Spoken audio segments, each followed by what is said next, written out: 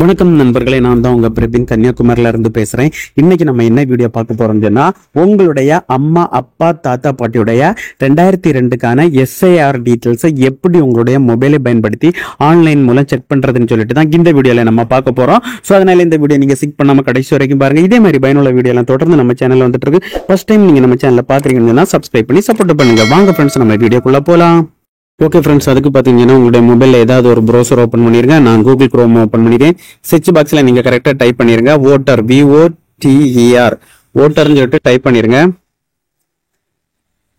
Type பண்ணிட்டு அடுத்த ஒரு புள்ளி போட்டு ECI, அடுத்த ஒரு புள்ளி போட்டு GOVT, அடுத்த ஒரு புள்ளி போட்டு IN அப்படி டைப் பண்ணி நீங்க சர்ச் கொடுத்துருங்க. சர்ச் கொடுத்தா இந்த மாதிரி தான் ஒரு பேஜ் வரும்.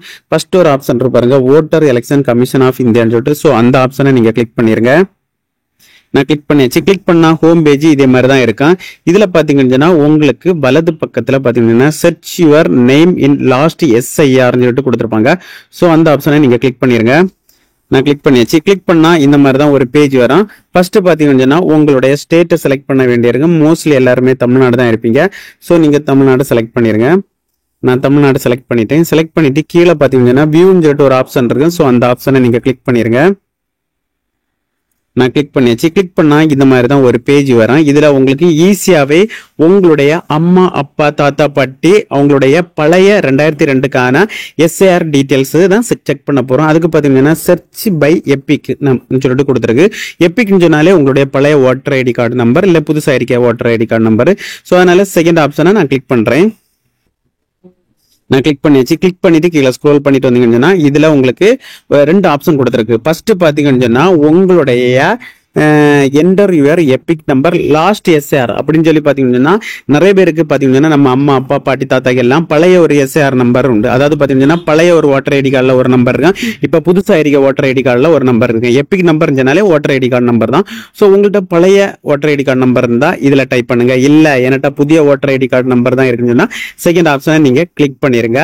ஸோ அதுல எப்படின்னு சொல்லிட்டு பாருங்க. இப்போ உங்க அம்மா அப்பாவோட புதிய ஓட்டர் ஐடி கார்டு நம்பர் இருந்தா இந்த நம்பரை இதுல டைப் பண்ணிருங்க. ஸோ நான் டைப் பண்ணிட்டு அதுக்கு கீழே பாத்தீங்கன்னா சப்மிட்னு சொல்லிட்டு ஒரு ஆப்ஷன் இருக்கு. ஸோ அந்த ஆப்ஷனை நான் கிளிக் பண்றேன். நம்ம செக் பண்ணி பார்ப்போம் டீடைல்ஸ் வருதான்னு சொல்லிட்டு. ஓகே ஃப்ரெண்ட்ஸ், நான் பாத்தீங்கன்னா பழைய ஓட்டர் ஐடி கார்டு நம்பரை டைப் பண்ணிட்டு இதுல பக்கத்துல சப்மிட்னு ஒரு ஆப்ஷன் இருக்கு. அதை கிளிக் பண்றேன்.